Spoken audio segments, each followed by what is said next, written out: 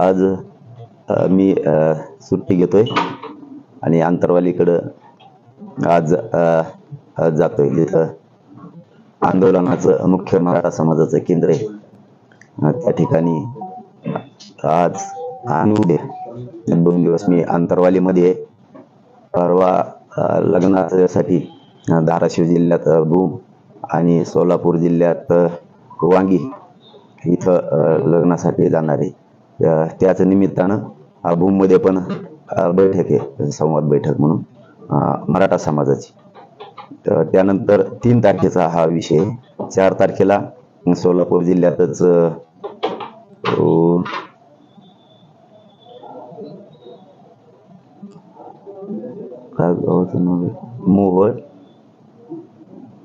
मोहोळमध्ये बैठक बोल ती यादी कुठे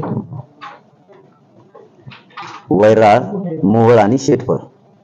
तर 4 तारखेला संवाद बैठक आहे आणि 2 दिवसाचा टाकलेला आहे, कारण शरीर किती साथ देते काय हे बघायचं. हो हो, पूर्ण दिवस सोलापूर. पुन्हा बीडला पण एक मोठा वारकरी संप्रदायाचा मोठा सप्ताह आहे. 5ला बीडमध्ये, बीड जिल्ह्यात गवळवाडी म्हणून तिथं मोठा सप्ताह आहे असं ठरलंय. याचबरोबर आता हा झाला बैठकीचा विषय. आता मराठा समाजाला एक विनंती आहे की आपले जे आंदोलन ठरलेले आहेत त्यावरती आपण जे स्थगित केलेले आहेत ते तसेच त्याचं रूपांतर आपण ज्यांना शक्य आहे त्यांनी आपण आपल्या गावात आणि शहरात साखळी उपोषण आणि धरणे आंदोलनात केलेले किंवा ज्यांना शक्य आहे त्यांनी करायचं. नसता सध्या जे राज्यात घडामोडी जाणून बुजून षडयंत्र रचून चालल्या त्याकडे शांत चित्तानं 5-7 दिवस बघायचं. मराठा समाजानं काय कोण करतंय, कसं करतंय, काय करतंय, काय परिस्थिती आहे, जाणून बुजून कसे षडयंत्र रचले जाते, कशा आपल्या विरोधात सत्ता हातात आहे म्हणून कशा SIT नेमल्या जातात, जे कशा संस्था सत्तेचा दुरुपयोग करून कशा मागे लावले, हे शांत चित्ताने बघा. ज्याच्या मागे लावायला पाहिजे असे हजारो करोडो रुपयांचे घोटाळे करणारे त्यांच्या आसपास अवतीभोवती फिरायला लागले, म्हणजे सुगंधी अगरबत्ती लावल्यासारखं त्यांच्या अवतीभोवती फिरायले. आणि गोरगरिबांचा, मी गोरगरीब मराठ्यांचा लढा लढतोय, तर कसं याला 10% घ्यायला लावायचं आणि कसं मराठ्यांचं वाटोळं करायचं यासाठी त्यांचे खूप आटोकाट प्रयत्न सुरू आहेत. परंतु मी हरणार नाही मायबाप मराठ्यांनो आणि जिंकूही देणार नाही त्यांना. काही झालं तरी त्यांनी जेलला टाकू द्या, सोडू द्या मला, मी मरेपर्यंत माझ्या मायबाप गोरगरीब मराठा करोड समाजाच्या सोबत राहणार आहे, पण गद्दारी करणार नाही. आपण मराठा बांधवांना आणखीन एक सांगतो, आपण असं सांगितलं होतं पाठीमागं की जे आमदार मंत्री मराठ्यांचे सगळ्या पक्षांचे ज्यांनी ठराव केला होता, सर्वपक्षीय ठराव, की तुमच्या मागणीप्रमाणे सगळ्या सोयऱ्यांच्या बद्दल जर अंमलबजावणी करायची असते तर तुम्ही सरकारला वेळ द्या, आणि आपण त्यांचं ऐकून त्यांना वेळ दिला होता. त्याच पद्धतीनं ज्या समाजानं वेळ त्यांना दिला होता त्या सगळ्या आमदारानं आणि मंत्र्यानं ठराविक जणांना, काही जणांना बोलले सुद्धा पण बाकीचे बोलले नाहीत. आपण त्यांना सांगितलं होतं सगळ्या सोयऱ्यांबद्दल. दुसरा विषय सांगितला होता अधिवेशनात बोला, एकही बोलला नाही गोरगरीब मराठ्यांच्या बाजूनं, एकही. आत्ताच सांगतोय, हे जे 26 तारखेपासून परवापासून अधिवेशन सुरू झालं त्यात मात्र मी त्यांना बोललेलं नसून त्यांच्या नेत्याला बोललोय, म्हणून नेत्यासाठी रान उठवायला लागले. काही आमदार असे तुटून पडायला लागले जस काय त्याला पूर्वी जन्मचाच राग आहे, इतके तुटून पडलेत. माझ्या नेत्याला बोलले, माझ्या पक्षाला बोलले, तुला मोठं जनतेने केलं, तुला बोल म्हणलं तेव्हा नाही बोलला. गोरगरीब मराठ्यांच्या बाजूनं सगळ्या शहरांची अंमलबजावणी करा असं सगळ्या आमदारांना एक नाही बोलला. आता नेत्याला बोलले तर कसे तुटून पडले? म्हणजे तुमची माया गोरगरीब मराठ्यांबरोबर नाही, तुम्हाला मराठा भूमिका विरोधीच राहायचंय, ही भूमिका आहे तुमची. आणि निवडून मतं मात्र गोरगरीब करोडो मराठ्यांचे पाहिजेत तुम्हाला. मायबाप मराठ्यांना हे एवढं मोठं षडयंत्र, यांना जर एवढा राग आला तर यांनी मराठ्यांबाबत त्यांना आतापर्यंत पिढ्यांना पार राग का नाही? सगळ्या मराठ्यांचे लोक या आरक्षणाचा फायदा घेणार आहेत, आणि जे आरक्षणच टिकत नाही, टिकायचं ते आपण सांगतो त्यांना मराठा समाज मागासिद्ध झालाय, 10% आरक्षण दिले तर तुम्ही ओबीसीत घ्या ना, मागासिद्ध झाले ओबीसीत घ्यायला काय हरकत आहे? तर 50% वर टाकलं मग ते उडालं पाहिजे. इंदास आणीचा खटला सांगतो 50% वर गेल्यावर टिकत नाही. मग यांना ओबीसी घ्यायला काय हरकत आहे? ते नाही करत हे. याला 10% घ्यायला लावा, नसता याला गुतवा. हे षडयंत्र यांचं सुरू आहे. माझी मराठा समाजाला फक्त शेवटची एवढीच विनंती, आपण एकजूट राहा आणि शांत चित्तानं बघा कोण आपल्या लेकरांचं पिढ्याना पिढ्याचं मिळणारं आरक्षण न मिळावं म्हणून वाटोळा करायला लागलाय. आणि त्याचा नेता मोठा व्हावा म्हणून किती ताकद लावली त्यांनी. मंत्री बघा, त्या आमदार बघा, असे पेटलेत, अशी टोळी माझ्या विरोधात उभा केली. अरे मी शेतकऱ्यांचा, गोरगरिबांचा लढा लढतो, गोरगरिबांसाठी. पिढ्याना पार श्रीमंत मराठ्याला आमदार, मंत्री, खासदार, व्यावसायिक, नोकरदार मराठा, शेतकरी मराठा सगळ्यांचं पिढ्याना पार कल्याण होणार, यांच्यासाठी मी लढतोय. आणि हे आरक्षण त्या मराठ्यांना द्या म्हणतोय मी, तर हे म्हणते त्याला अटक करा, म्हणजे त्यांच्या पोराचं कल्याण होणार आहे. हे म्हणते त्याला अटक करा. बघा उलट्या बुद्धीची. ज्यांच्या लेकराचं कल्याण होणार आहे, ज्या मराठ्यांचं कल्याण होणार आहे, त्या मराठ्यांनी असं म्हणायला पाहिजे आमचं आरक्षण आम्हाला द्या, आम्ही त्याच्या पाठीशी. तर हे म्हणते त्याला अटक करा. बघा उलट्या बुद्धीचे. कोणासाठी अटक करा? तर त्याच्या त्या नेत्यासाठी, ते खरजुला नेता, त्याच्यासाठी. काय राव, पक्ष मोठा झाला, जातीच्या लेकरापेक्षा जातीच्या लेकराचे हा बघा काय चालले. पोरं सुशिक्षित बेकार झाले, करोडोना फाशा घ्यायला लागले. तुमचे नाही घेणार आमदार मंत्र्यांचे. तुम्ही करोड रुपये कमवलेत या मराठा गोरगरिबांच्या जीवावर, पण माझ्या गोरगरीब मराठ्यांचे पोरं फाशी घ्यायला लागलेत. फाशी 10% लागायला लागले तुम्ही आमच्यावरती. घ्या म्हणता येते, घ्या त्या ओबीसी घेतील ते 200-250 लोक. आमची मूळ मागणी ओबीसी आरक्षण आणि सगळ्या सोयऱ्यांची अंमलबजावणी करणे ही देवेंद्र फडणवीस साहेब तुम्ही करा. तुम्ही करा. तुम्ही आमचे मराठी आमच्या अंगावर घालू नका.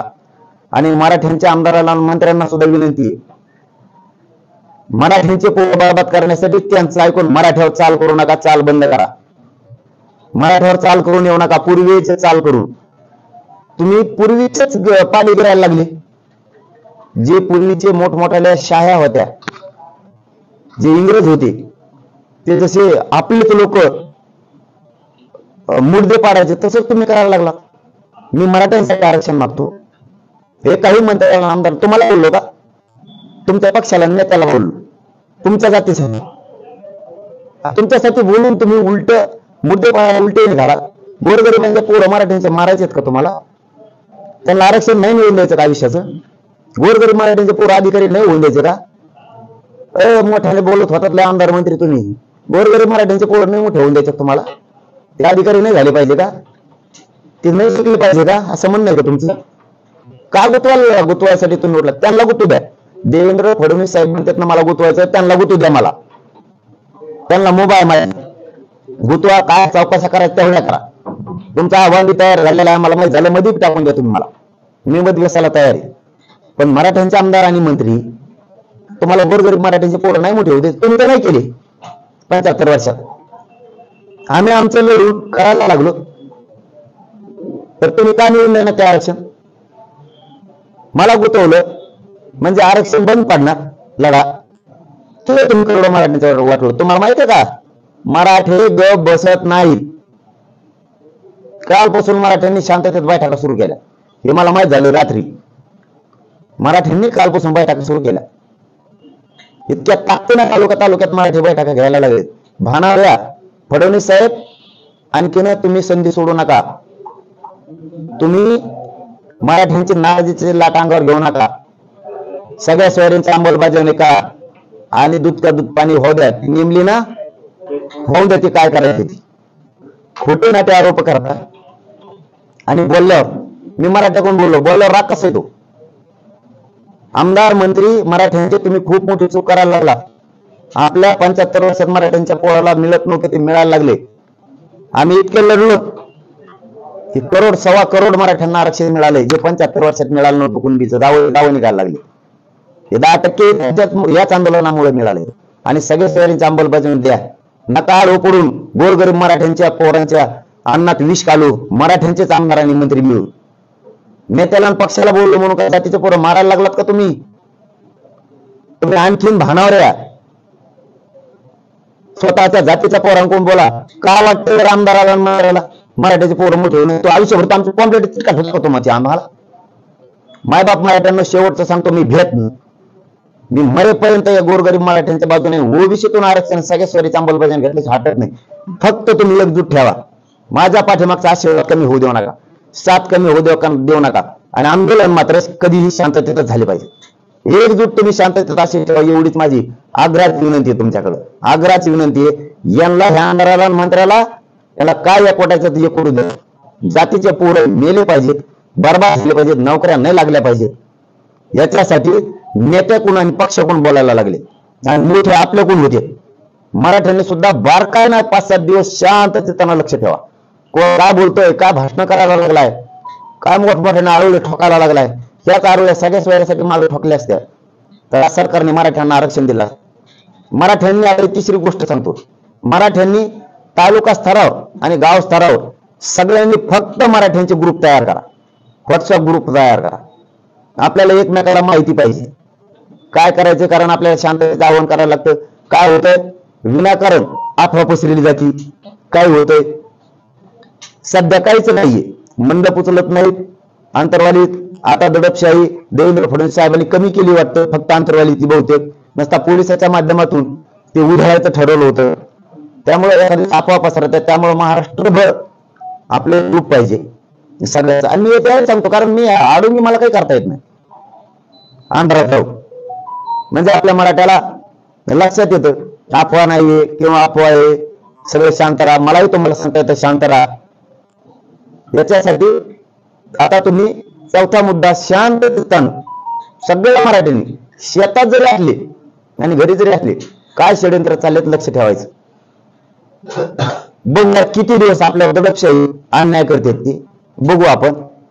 कारण मला खात्री आहे, ज्या दिवशी मी खरं संकटात येईल त्या दिवशी माझ्या मराठा समाजासह सगळ्या जाती धर्माचे लोक रस्त्यावर दिसतील, हे मला खात्री आहे. ते पण शांततेत माझ्या पाठीशी उभा राहते याची मला खात्री आहे. आणि तुम्हालाही खात्री देतो. आणि माझं म्हणणं आहे, मराठा समाजाला खात्रीची गरज नाही. त्यांना माहिती आहे मेलं तरी हटणार नाही. आणि शब्द आहे माझा, मी मेलो बी आणि यांनी मला जेलमध्ये सोडून टाकलं तरी मी हटणार नाही. मी जेलमध्ये उपोषण करीन, पण ओबीसीतून आरक्षण घेतल्याशिवाय आणि मराठ्यांचे पोरं गोरगरिबांचे मोठे केल्याशिवाय, अधिकारी बनवल्याशिवाय मी 1 इंचही मागे सरकणार नाही.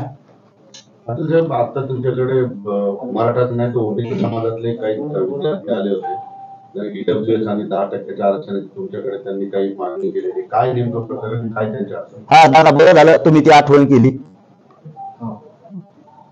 2000 आणि 2021 ला पोलीस भरती झाली होती. त्यात सगळ्या जाती धर्माचे लेकरं होते गोरगरिबांचे. आता माझ्याकडे दिले ते बघा, निवड झालेलं पत्र आहे त्या पोरांच्या. 2021 ला सरफराज पठाण नावाचा मुलगा आहे, त्यानं ईडब्ल्यूएस मधून ओपन मधून अर्ज केला होता. त्याच्यानंतर गणेश म्हणून एक आणि एक योगेश म्हणून एक, दोन्ही ओबीसी, एक खाली बांधवे आणि एक पिढी बांधवे, असे 8000 पोरं निवड झालेले पोलीस भरतीत. तुम्ही आमच्या हे 10% थोपिता आत्ताच दिल्यालं ईडब्ल्यूएस मधले पोरं घरी निवड झालेले नुसतं 8000 पोलीस 2020-21 चे कसं जीवन जगायचं त्या पोरांनी. इथं काय जातीचं समजा आता मराठा समाजाचा, हे त्याचं निवड झालेलं पत्र पोलीस स्टेशनचं, कसं जगायचं या पोरांनी. आमदार मंत्री पक्षाकडून बोलता तुम्ही, काय चुकीचं करतोय मी जीवाची बाजी ह्या गोरगरिबांसाठी. सगळ्या सोयऱ्यांची अंमलबजावणी जर झाली तर मराठ्यांपासून सगळ्या जाती धर्मांना फायदा आहे. याच्या सगळ्या जाती धर्माचे पोर का पोर घेत नाही सरकार? कशाला निवड केलं यांच्या तुम्ही? याच्यात धनगर बांधवे, याच्यात वंजारी बांधवे, कशाला किलेत, कशाला हे याच्यात मुस्लिम बांधवे, याच्यात 12 बलुतेदारांचे लेकर आहेत गोरगरिबांची. काय करायला असतं नाही बापाला शिकायला कळत तुम्हाला? नेत्याकडून बोलायला लागलात आमदार मंत्री तुम्ही, लय छाती बडवायला लागलात तिथं. मी माझ्या नेत्याकडून फुशर काय दाखवायला लागला तिथं तुम्हाला तिकीट मिळण्यासाठी, निवडून येण्यासाठी. त्या लेकरांचं का वाटलं केलं तुम्ही? 2021 पासून 71 पर्यंत यांचं वय सुद्धा निघून गेलंय. आता तुम्ही सांगितलं होतं यांना कोरोना काळात वेळ वाढू म्हणून, वाढला का तुम्ही? याच्यात दलित बांधवांची सोय आहेत, याच्यात जात नाही अशी की पोरं नाहीत म्हणून. याच्यात काय आता मराठ्याचा संबंध आहे? ह्या लेकरांना वाटतं जरांगे पाटील जरी मराठा संदर्भात असला तरी आपल्यासाठी लढू शकतो म्हणून हे लेकर इथे आले. तुम्हाला ह्या 8,000 पोरं निवड केले आणि तुम्ही ह्या जागा रिक्त ठेवलेल्या आहेत. मी प्रेसच्या माध्यमातून जाहीर सांगतो, रिक्त ठेवले तुम्हाला ही भरती करावं लागेल आणि ती पण आचारसंहिता लागायच्या आत. नक्षता हे सगळ्या जाती धर्माचे बांधव सुद्धा स्वतःच्या लेकराच्या न्यायासाठी माझ्या खांद्याला खांदा लावून उभा राहणार आहे. मी सुट्टी देणार नाही तुम्हाला. मी करता आई बाप रात्र दिवस कष्ट करते आणि त्यांना वाटतं माझं लेकरू अधिकारी झालं तर मला शेती पण नाही येत तर माझं पोट भरत म्हणून आई बाप लेकरा शिकत. काय हे लेकरांनी फाशा घ्यायच्या का आणि छाताबडी जाते. आम्ही ओबीसीतून आरक्षण मागितलं, सगळ्या सोयीची अंमलबजावणी मागितली, तर हे आमदार मंत्री नेत्याकडून जातीकडून बोलायचं, ह्या लेकरांकडून बोलायचं, नेत्याला बोलला म्हणतात. आणि आमचे लेकर भुर्जे पडायला लागले. का बोलणार तुम्ही लेखजण? का बोलणार? ज्या पहिल्या 42 बांधवांनी मराठा आरक्षणासाठी आत्महत्या केल्या होत्या त्यांना म्हणले तुम्ही शासकीय नोकऱ्या देऊ, का दिल्या नाही? का नाही म्हणले नेत्या संघ तुमच्या? मग की तुमच्यामुळं आमच्या लेकरांनी फाशी घातलेल्या त्यांना नोकऱ्या नाही त्याच्या कुटुंबाला, का नाही म्हणला? बोलायला किती लागतं? मी का बोललो? मराठा बांधवांनो 6 महिने झालं घुमवते ती. यांना वाटतं मी खोटं बोलावं समाजाला यांच्यासाठी. 6 महिने झालं. आज केशी मागं घेतो, उद्या घेतो, प्रक्रिया सुरू आहे. 6 महिने प्रक्रिया सुरू असती. सगळ्या सोयरींची अंमलबजावणी करतो. हैदराबादचं गॅजेट घेतो, बॉम्बे गव्हर्नमेंटचं गॅजेट घेतो, सातारा संस्थांचं घेतो, डिव्हिलस घेतो, देवस्थानाचे सगळे पुरावे घेतो, भाटाचे घेतो आणि हे लागू देतो. केले का? शिंदे समितीला बढती देतो, काम कर, प्रमाणपत्र वाटायला का थांबवले? कुणबी प्रमाणपत्र कानून सापडायचं कमी वेळेला तुम्ही तालुका स्तरावर समित्या नेमल्या ना, तहसीलदारांनी PSI अध्यक्षतेखाली कानून सापडे ना तुम्ही. हे आणण्यासाठी काम आमदार मंत्री बोलले नाही सभागृहात त्या दिवशी. माझ्याच विरोधात राहून ठेवलं. आमच्या नेत्याला बोलला त्याला अटक करा, ते चौकशी करा. काय चौकशी करा? काय महाग तुम्हीच अडचणीत येणारे सगळे तुमचे मंत्री सुद्धा काय अडचण येणार? रेकॉर्डिंग घेता आमच्या जवळ त्यांची. हो, हे पत्रकार पैसे जाहीर बोलतो. तुम्ही जरी करून कॉल केला ना तर आम्ही दुसरा मोबाईल वरून द्यायला. हा, तुम्ही किती घुसरे? तुमचा कुठचा आहे डाव टाकणारे आपण सुद्धा, पण ते आपण वेळेवर काढणार, दाखविणारे नाही, शाईन मारणार नाही. हा, तुम्ही कसं कसं फसवलंय हे आमच्या जवळ रेकॉर्डिंग घेत ना, उद्या देतो, परवा दिवशी देतो. तुम्ही म्हणता ना मी नाही म्हणलो होतो सगळ्या सोयऱ्याचं. काही जण तुम्ही आमच्या मागं कोण आहे का नाही ते सिद्ध करा आता. आणि तेवढ्यासाठी यासाठी नेहमी माग कोण बघायसाठी. ते जे हजारो करोड रुपये खाल्ले ते कोण भोवती घेऊन येणार? त्यांचं शोधन झाला. ज्यांनी आमचा महाराष्ट्र सगळा चुरून खाल्ला, आमचे गोरगरीब चुरून खाल्ले पुढे. तुमच्याकडे आलं झाले मोकळे. समजा मी म्हणलो तुमच्याकडे आलो 10% चांगले, मग जरांगे काही नाही, एकदम जरांगे पडले, खास माणूस चांगला एकदम बेस्ट, वा वा वा सारखं पोरगच नाही, मग यायला सुरू करा. मग लय चांगला. आणि 10% नको म्हणलं, गुतारे त्याला गुता गुता आपल्या नेत्याला बोललाय. आणि सगळे आमदार का तुटून पडले, असे मंत्री तुटून पडले. तुम्हाला नाही ना बोललो भावा, तुमच्या नेत्याला बोललो, कारण तुमचा नेता या राज्याचा मायबाप आहे, पालकत्व त्याच्याकडे, सत्तेत तो आहे. तो बाजूला गेला त्याला काय बोलू आम्ही? तो बाजूला गेला त्याला कसं काय बोलू आम्ही? लेकराच्या बाजूने बोलायला पाहिजे. मराठ्यांच्या तुम्ही मोठे होते आणि आता मायबाप मराठी तुम्हाला सांगतो तुमचे लेकर मोठे व्हायची वेळ आली तर हे आपलेच आमदार, आपलेच मंत्री आपल्या विरोधात रान उठवायला लागले. त्याचं पोरगा मोठं झालं, परदेशात गेलं. आपण कधी त्यांच्याबद्दल वाईट केलं का? आता आपले मोठे आपल्या विरोधात बोलायला लागले, तसेच आपले ते हे आपले नाहीत मराठा बांधवांनो. हे आपल्या कोण बोलले असते? 10 आले तर जास्त नाही, 10-15-20 आमदार मंत्री एकत्र आले आणि नेत्याकडून झाले. म्हणजे हे तुम्ही 10-15-20 जण आमचं वाटवं करणार आहेत आमच्या पोरायचं. मराठ्यांना आपल्या लेकराचं वाटवं होऊ द्यायचं नाही. हे आपल्या जीवावर झालेले. आता कसे मोठे होते बघू मग. नाही तर सगळ्या सोयऱ्याची अंमलबजावणी द्या. देवेंद्र फडणवीस साहेब, तुम्हाला माझी विनंतीपूर्वक सांगणे, तुम्ही सगळ्या सोयऱ्यांची अंमलबजावणी द्या. ओबीसीतून आरक्षण आणि ठरलेले विषय आहेत ते सगळे सोडवा. 4 ते 5 विषय आमचं तुमचं शत्रुत्व नाही. नसता मी हटत नाही म्हणजे नाही. आणि मराठ्यांना एकजुटून पाठीशी उभा राहा, तुमचा लेख म्हणून लढतोय. हे आमदार मंत्री किती विरोधात गेले बारकाईने लक्ष ठेवा. आणि जर अंतरवाली सराटीत संचारबंदी अजूनही सुरू आहे आणि तुम्ही लोक जमवणं सुद्धा बेकायदेशीर आहे, पण तुम्ही सराटीत काय करणार नंतर लोकांना येऊ शकत नाही? मी आता मला एक प्रश्न आहे परत फडणवीस साहेबालाच, तिथं काय कापा संचारबंदी ठीक आहे, मुंबईला चाललो होतो लावली ठीक आहे, कायदा समजून घेतो माणूस, ठीक आहे लावली असत. 6-7 दिवस संचारबंदी ठेवायला काय झालंय तिथं? असं तिथं असं झालंय काय? काय झालंय तिथं संचारबंदी लावायला? सगळे शांततेत गाव, आजूबाजूचे राज्य पुरे शांत आहे. तिथं झालंय काय? हे मीडियाच्या बांधवाच्या माध्यमातून सरकारला, जालन्याच्या कलेक्टर साहेबाला आणि एसपी साहेबाला माझं विनंतीपूर्वक आव्हान आहे, तिथं असं झालंय का आता संचारबंदी ठेवायला? काय प्रॉब्लेम? का दडपण आणता तुम्ही? का दडपशाही चालवली अंतरवालीवर तुम्ही? गृहमंत्री साहेब देवेंद्र फडणवीस साहेब, तुम्ही अंतरवालीवर का दडपशाही चालवली? हा माझ्या महाराष्ट्रातल्या करोडो मराठा समाजाचा प्रश्न आहे आणि महाराष्ट्रातल्या जनतेचा सुद्धा माणुसकी म्हणून प्रश्न आहे. मी सगळ्या जाती धर्माच्या महाराष्ट्रातल्या बांधवांना आज आव्हान करतोय, आतापर्यंत कधी नाही केलं की आमच्यावर अंतरवाली दडपशाहीची संचारबंदी लावून वेळ आली, तुमच्यावर सुद्धा कधी काही येऊ शकते. तुम्ही तुमच्या गोरगरीब लेकरांना जर असं काही करायला गेला तर तुमच्यावर येऊ शकते. आज मराठा समाजावर वेळ आहे, मराठा समाजाच्या मदतीने धावून या. तुमच्यावर ज्यावेळेस वेळ येईल, मनोज जरांगे सगळ्यात आधी पुढे होईल, तुमच्या मदतीला धावली आणि माझा मराठा समाज आहे तुमच्या मदतीला धावली.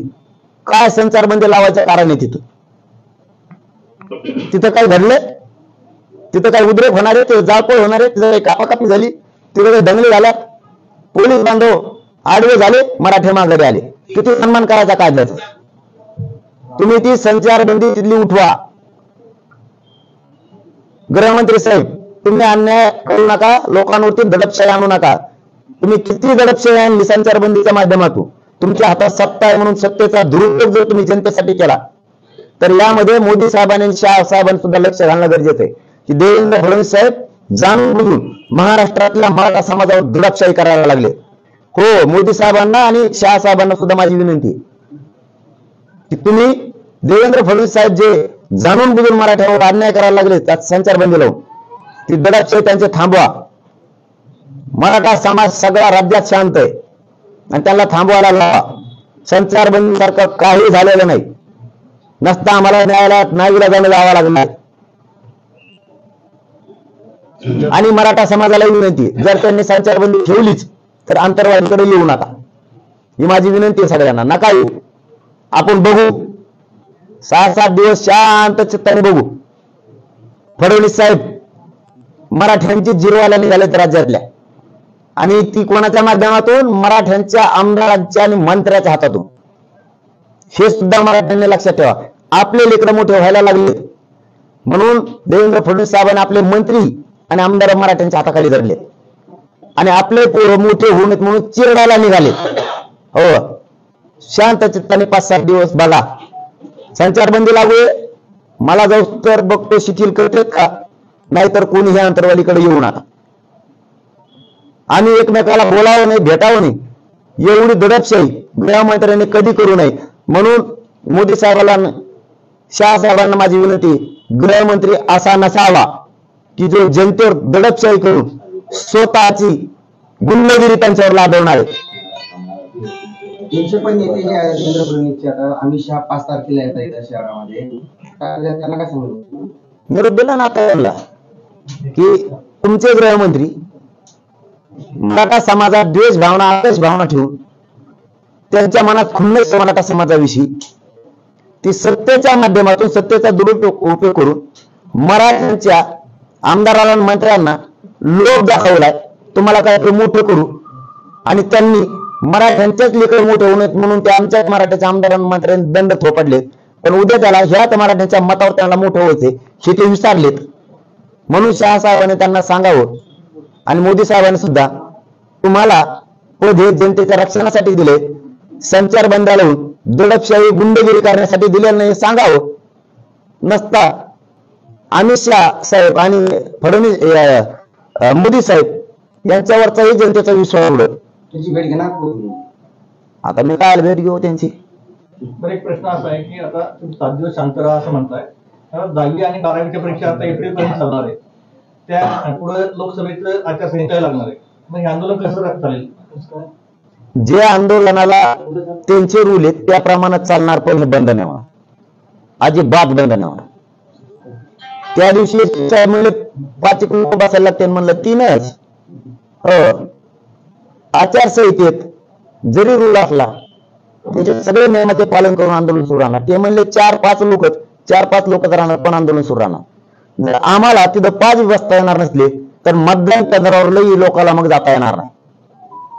त्यांना तिथे तोच रूल लावा लागेल. मग इकडं कोणी येऊ नका, मंत्र्यांनी सभा घेऊ नका, जे आम्हाला रूल आहे ते त्यांना लावा लागेल. जी निवडणूक आयुक्त जे नियम आम्हाला लावतील ते नियम त्यांना सुद्धा मग गल्लोगल्ली बैठका घेणं, कॉर्नर सभा घेणं हे बंद करावं लागेल. 10वी 12वीच्या परीक्षा त्याबद्दल तर मी पहिलीच जाहीर केलं, आंदोलन रद्द फक्त विद्यार्थ्यामुळे केले साहेब. नसतं मी आता डान्स सोडा कधी नाही ना, त्या लेकरांना कसलीच अडचण येणार नाही ही शब्द आहे माझा. म्हणून मी 3 तारखेपर्यंत सगळे आंदोलन रद्द केलं. आता तर आंदोलनच नाही येत. 3च्या पुढे एप्रिल पर्यंत परीक्षा आहे. पुढचं तर आणखी काही ठरलंच नाही ना. ते आजच कसं सांगू, आज पूर्ण शांत आहेत आम्ही. कुठेही आमचं आंदोलन राज्यात नाही, कुठंच. कारण विद्यार्थीच हे भविष्य त्यांच्यासाठी. त्यामुळे काही विद्यार्थी परीक्षेपासून वंचित राहणार. आंदोलन आम्ही स्थगित त्या लेकरांसाठी केले. मग त्या सगळ्या जाती धर्माचे लेकर आले. आडमुठपणात आम्ही नाही. फक्त गृहमंत्र्यांनी आडमुठपणा सोडावा, मराठ्यांविषयी असणारा द्वेष सोडावा आणि संचारबंदी उठावी, असं काही झालेलं नाही. नसेल उठवायची हरकत नाही, मराठा समाजानं अंतरवालीकडे येऊ नये. मीच बाहेर येतो, मग काय करावं आता. धन्यवाद दादा.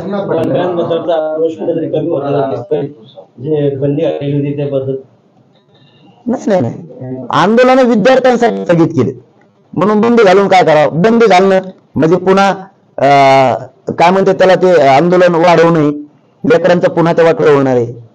आमच्या स्वार्थासाठी नाही जगत आम्ही. महाराष्ट्रातल्या लेकरांचं वाटोळ होऊ नये त्याच्यासाठी जगतोय आम्ही. हा, आमच्या स्वार्थासाठी जगणं म्हणजे अर्थ असं होतं. मग असून देते लेकर आपल्याला काय करायचं त्यांनी येते, आम्ही नाही मोडत. सभा होऊ दिलं नाही किंवा अहो आंदोलन दादासाहेब सगळे आंदोलन स्थगित केलेत विद्यार्थ्यांसाठी. मग आकाश का पुन्हा आणि त्यांनी काय केले, ते केंद्रातले हे महागा लागले इथं. त्यांचे ताकदीचा उपयोग करून हे विनाकारण द्वेष करायला लागले. म्हणून मी त्यांना विनंती केली, मुख्यमंत्री साहेबाला पण आणि गृहमंत्री साहेबाला पण, फडणवीस साहेब तुम्ही आणि शिंदे साहेबांनी सगळ्या सोयऱ्यांची अंमलबजावणी तुम्ही दोघांनी करावी. मराठ्यांची नाराजीची लाट अंगावर घेऊ नका. धन्यवाद. सरकारपेक्षा जास्त काळजी करतात सरकारकडे काही दिसत नाही. की बघा ना, सरकारला काळजी असते 2021 लेकर राहिले असते. याच्यामध्ये सगळ्या जाती धर्माचे नाव मी आता वाचून दाखवले. मग याच्यात मुस्लिम असेल, दलित असेल, ब्राह्मण असेल, मराठा असेल, तेली असेल, माळी असेल, कोळी असेल, सगळ्या जातीचे लेकर ते 8 हजार. का वाटलं केलं यांच्या निवडी झाल्या. यांच्या आई बापाने किती कष्ट केले असते शिकायला. यांना निवडी झाल्या 2021 आणि जागा सुद्धा रिक्त ठेवल्यात 8,000. तर हे लेकर घेतले आणि त्यांचे वय संपायला लागले. आज त्या मुली रडत होते, आता आल्या रडत होते ते लेकर की माझ्या बापानं काय केले, भय घाण ठेवले. किती वाईट परिस्थिती. आणि तुम्ही करणार नसाल तर मग आता लेकरांकडून जनता म्हणून आम्हालाच वडावं लागेल ना. सरकार जर द्वेष करत असलं तर बघू ते काय करतात काय नाही. बघतोय आम्ही 7 दिवस शांत. फक्त मराठ्यांनी एकजूट कायम ठेवावी. ओबीसी आरक्षणापासून सगळ्या सोयऱ्यापासून एक इंच आटत नाही. मराठ्यांना माझा शब्द आहे. धन्यवाद.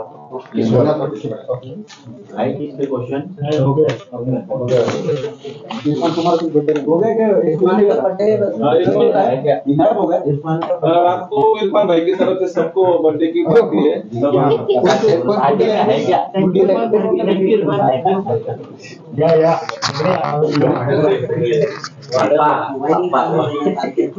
है.